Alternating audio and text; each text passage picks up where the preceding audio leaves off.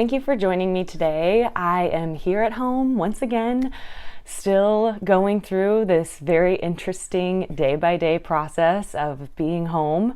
And now we are officially in stay-at-home mode. That just happened a few days ago. And so it's been a process, no longer filming at the club for our virtual classes that we've been doing with the team. And so overcoming that has been quite the adventure with the instructors, with the members, and for myself as kind of the producer of it all.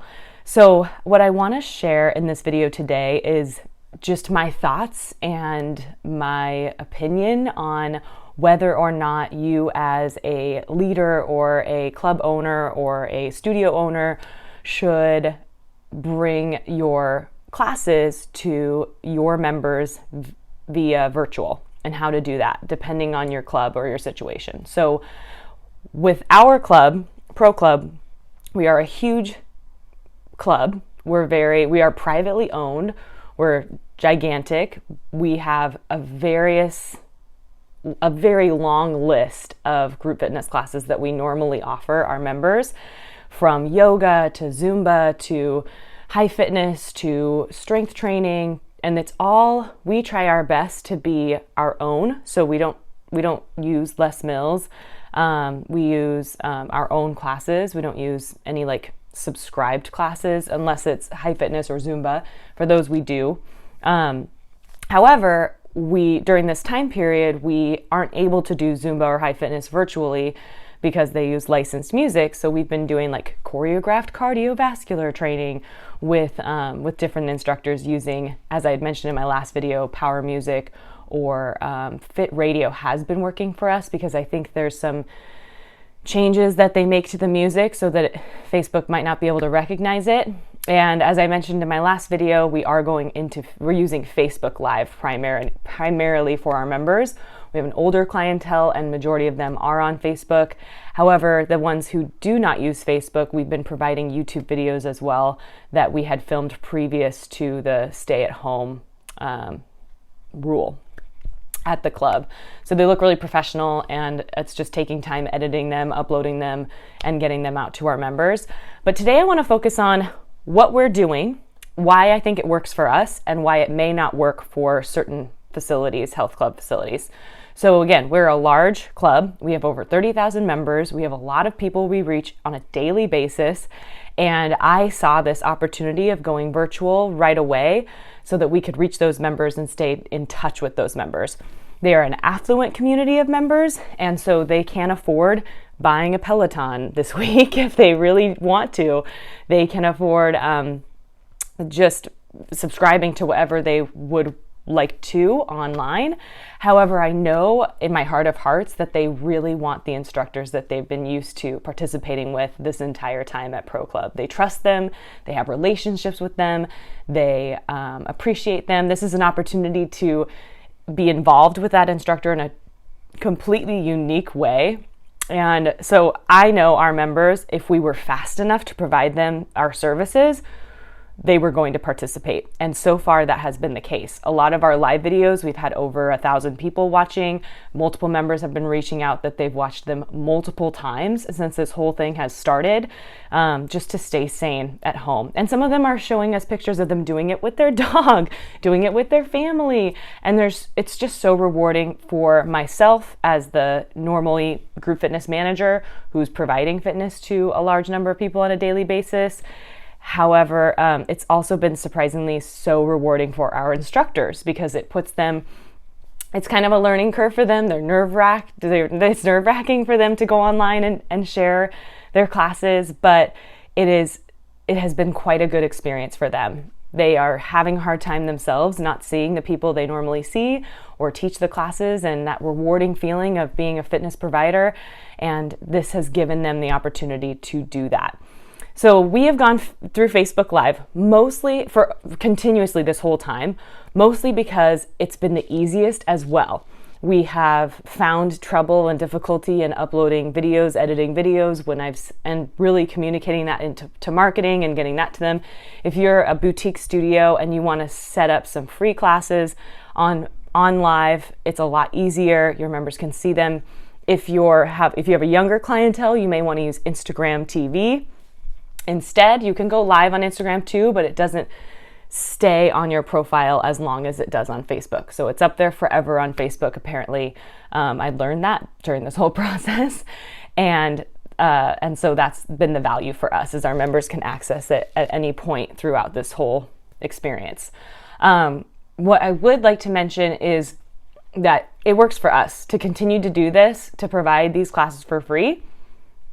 Totally works for our facility because we have various instructors who need the ability to go live, the ability to have that good feeling of accomplishing something and providing that service to our members. We need to stay in touch with our members so that they don't go to other means of getting their fitness, because our goal is to have memberships when this is all over, make sure that they come back.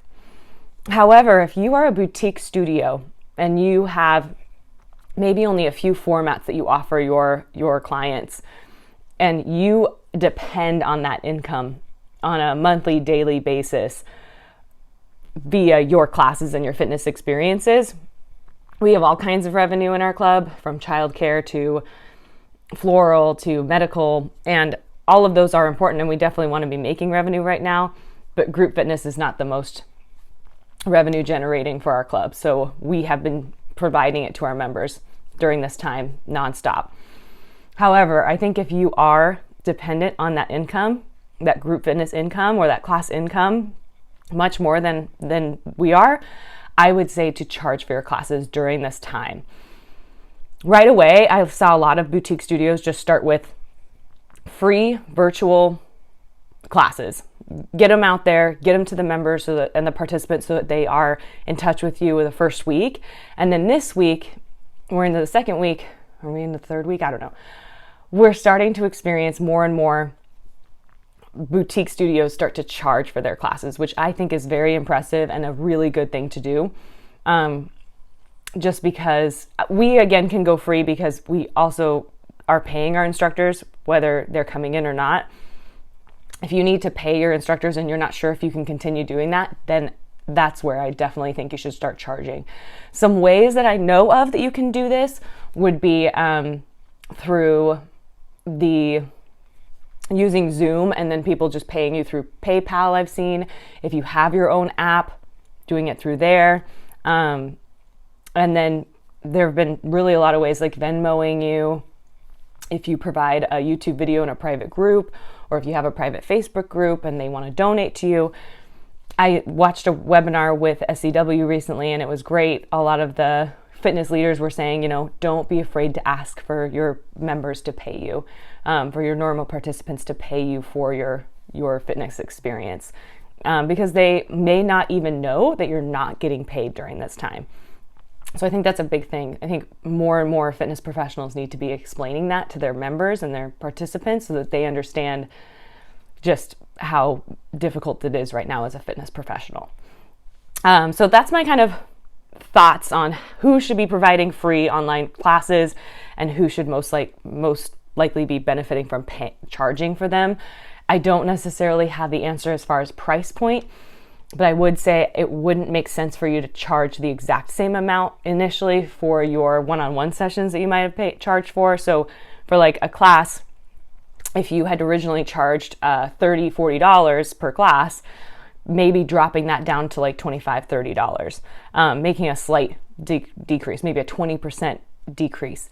And then involving them in other ways. So providing other services. Could they subscribe to a newsletter that you charge them for during this time, a daily newsletter? Could you do videos like this or a Zoom chat on how to stay healthy and charge for that? So it doesn't have to be just fitness experiences. It could be what advice you have to give to them, or experiences in community you have to give to them to be involved with you and your normal members. Because you've created a community and you've worked really hard, and if this is your most important part of your income, then you should be charging for those things. I would say that to not be afraid of Peloton or TRX, to know that those things were out there to begin with. They are just a step ahead of a lot of us, And again, I cannot stress enough that your members and your people want to see you and want to see your instructors. So they will make time in their day, and we have seen that. People are making sure that they're arriving to our live classes, and if they're not able to, then they do it later in the day. And I have gotten all kinds of requests on time, and I just do my best to accommodate them and keep it as consistent as possible so people can kind of think ahead to their scheduling as we continue to go through this. I'd like to do a quick tutorial, I guess, on how to go live. I'll try to post some pictures or links to other maybe YouTubers or people who have taught. I'm sure there's plenty of information out there on how to go live and how to share your classes. Some important things that we've learned in going live from my Facebook page is I've had to train our instructors a lot on setting up their phone correctly so that they can go live. And we have been going live on my account. So every time an instructor wants to go live, we keep it consistent and it's always on my account. And then our Pro Club admin, she will share it onto the Pro Club page. So we're using 2 accounts consistently rather than having a bunch of people going live. And what's been extra good about that is that if I go to my photos in Facebook and then I go to videos, it's kind of hidden now. Facebook's kind of hidden it. Then it has all of the videos in one place. So our members, we've been trying to guide them to that so they can see all the videos that we've done so far. Since we've changed from being able to film in the club to having to go home and stay home, I'm not able to go film the instructors. So it's been a big learning curve for them to have to learn how to film themselves. I've given them the best information that I can, and I'm going to give you as much of that as I can as well. So you have to make sure first, if you're going to go live on Facebook, there's some prep time involved if you've never done it before. Make sure that in your settings that Facebook has access to your camera and your microphone. Otherwise, you're not going to be able to go live right away when you do try to go live that day. And the last thing you want to be doing is scrambling on the day that you're going live. I would highly recommend testing going live. We've been doing that with a few of our instructors. I give them my login information. They log into my Facebook page. The other advantage to using my Facebook page is that it knows me best, and it is easier for me to navigate my own Facebook page and help them explain how to go live. What we've experienced is that everyone's Facebook page is set up a little bit different depending on what they look at more often. And if they have different privacy settings, sometimes it's really hard for me over the phone to guide them to where they need to go to turn off whatever settings they might have to make their account more private. So 2 reasons to go live from one account is 1, your participants can access all the videos in one place in that one account. 2 is that you know all the privacy settings, you know how to navigate it, so you can help explain someone who's going live for the first time. So that's how we've been going live. We've been going live on my account. They've been learning how to set up their phone, set up their settings and go live and practice.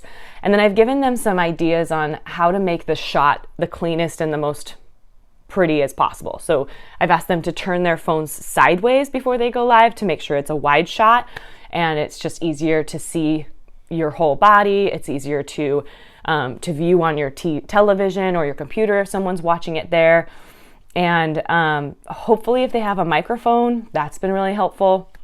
If they don't, then music has been okay. We haven't gotten, cross our fingers, shut off just yet. And I think we've gotten pretty lucky in that regard. We had a random cardio dance class, which was basically Zumba, that we used unlicensed music for, and it randomly got cut off, but I don't think it was music related. I think it was internet related, which is another thing. Make sure that your instructors have good internet in their home, good consistent internet, and if they don't, they can go live using the data on their phone. So that's another reason why I would recommend using, I don't know if I mentioned this, but I recommend using the phone over a computer. The camera is better. It's easier to kind of prop it up and turn it and get it the way you want it to face hopefully down on the instructor or at the instructor's eye level. You don't ever want to be looking down at your members while you're teaching. It looks a little weird. You don't want them down by your feet looking up. So placing the camera pretty high, natural light is going to be very helpful, and then a clean background with lots of room, obviously.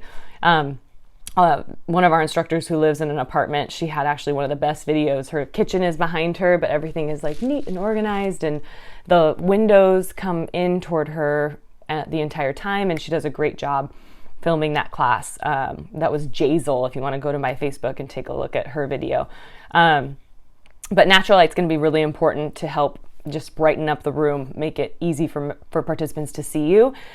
The last piece of information, so wide shot, natural light, hiring someone to watch your live video as you are live, because then if you do get kicked off, you can just jump right back on again. If you lose internet or if something weird happens, you can just jump right back onto live right away, and then people will have to actually go watch you live again. But later on, they can go back, and then that lag isn't quite in there as much. But have someone who's there for you to watch to make sure you stay live, because the last thing you want to do is do a whole hour long or whatever live class and then have halfway through it shut down and you had no idea because you were busy teaching. So having someone there to watch, and then also just being aware of your time. Try not to go any longer than, I would say, like 45 minutes. Plan for about 30 to 45 minutes for your classes, because it is really difficult for people online to keep their attention that long. And do remember to log in or go live about 5 minutes before you start your class. It allows people the time to see that you're live, to get in, to get situated, to get ready, and for you to talk to them a little bit, get to know who's watching so that you can cue to them or you can encourage them while you're teaching. That adds like another level of experience to the class. So helps them feel like they're there and they're involved with you. That's another reason why I enjoy live, is that's where the added benefit for our instructors has been that they feel like they're there for their members, and people have been able to say great things about their classes. So what I would say is that it's an intimidating process, and going through this process with my team, while it has been a test, it has also been such a good experience for me. I look at it as a great learning process for myself to help learn how to teach and communicate with people as clear as I possibly can, how to build a schedule from scratch for people at home, and trying to think about what they would be able to do from home, and try to involve as many instructors as possible. I've been very impressed with our team doing their best to learn the learning curve of technology and to put themselves out there. It's intimidating. It's hard to know who's watching or what they're going to say after your class, and the internet can be a really intimidating place. But I am ultimately so proud of my team. I really hope this video helps you, whether you're a boutique studio owner or manager, or you oversee a large group fitness team. And I hope these steps and these kind of secrets that we've learned over time while we've been doing this, really not for very long, I highly recommend. I really hope this helps you. Last thing I want to say, I hope you watch to the end, is that we've been doing 2 videos a day just to kind of help you know our schedule. We've been doing one at about 9 a.m. just because it helps the instructors kind of wake up, get ready, get going. And then we've been doing one midday. And we were originally doing them at 11 a.m., but a lot of our members are working currently right now from home, and they needed it to be at noon so that they could do a lunch break. I didn't want to touch any evening classes because in the Northwest, it's still getting dark pretty early. So I did not want to run into light issues in the evening. So we are kind of sticking to that 2 times per day schedule, 9 a.m., noon, and we've been doing them 7 days a week, twice a day for our members. And a combination of the first workout usually is something hard, more intense, and then the second workout is something more kind of relaxed and like a yoga or Pilates class. So hopefully that helps you build a schedule, getting as many instructors involved, and I hope this really helps all of us in the industry get better and learn from this.